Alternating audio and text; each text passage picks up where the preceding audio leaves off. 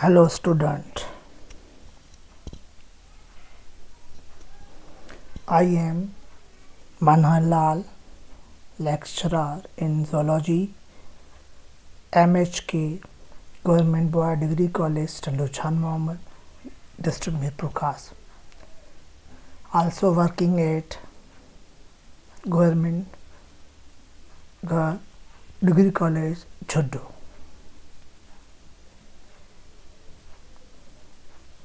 आज हम biology class first year chapter number 2 का टॉपिक कंडेंसेशन एंड हाइड्रोलाइसिस पढ़ेंगे। कंडेंसेशन जिसको डिहाइड्रेशन सिंथेसिस भी कहते हैं। Definition: process of formation of polymers from monomers by the removal of water molecules is called condensation। ऐसा process जिसमें monomers से polymer बने वाटर मॉलिक्यूल के रिमूव होने से इस प्रोसेस को हम कंडेंसेशन कहते हैं। कंडेंसेशन के प्रोसेस के लिए एंजाइम्स और एनर्जी की रिक्वायरमेंट होती है। ये एक डायग्राम दिया गया है। इस डायग्राम में कंडेंसेशन के प्रोसेस को दिखाया गया है।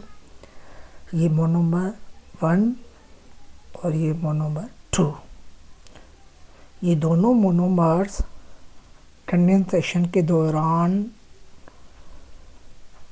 एक दूसरे के साथ ज्वाइन होते हैं।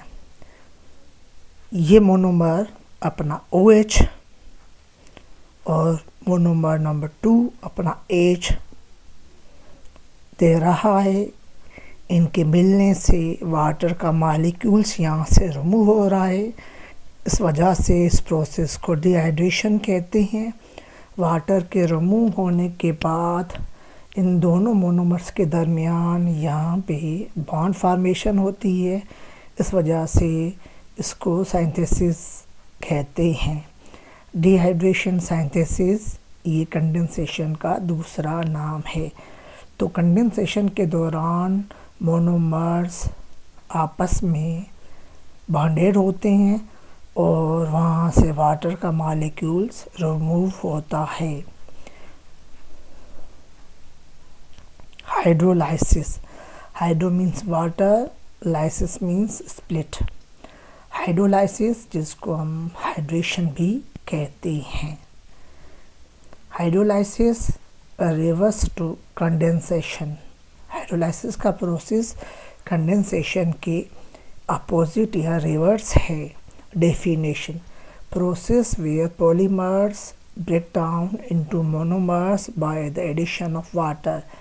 ऐसा प्रोसेस जिसमें पॉलीमर्स ब्रेक डाउन होके मोनोमर्स बनाते हैं वाटर के एडिशन की वजह से।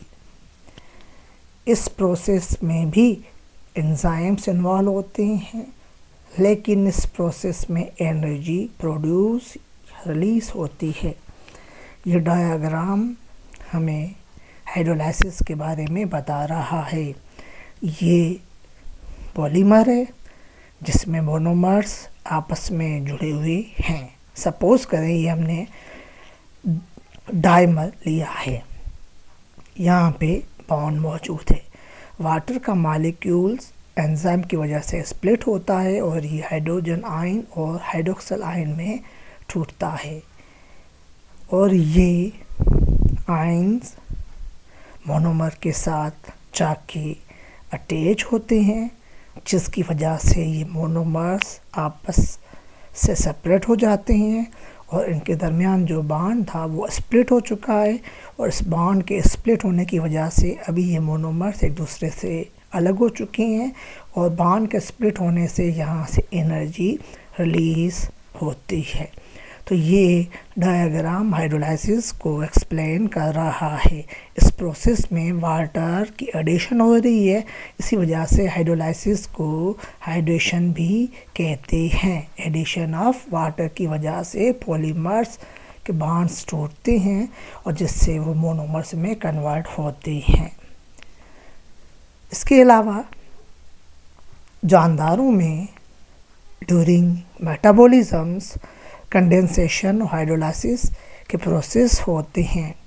मिसाल के तौर पे इन हेटेरोट्रॉफ ऑर्गेनिजम्स डाइजेशन के दौरान मैक्रोमॉलिक्यूल्स या पॉलीमर्स टूटते हैं मोनोमर्स में by the help of hydrolytic enzyme by the process of hydrolysis. और ये मोनोमर्स जब सेलों में पहुंचते हैं तो अगेन ये कंडेंस होके पॉलीमर्स बनाते हैं।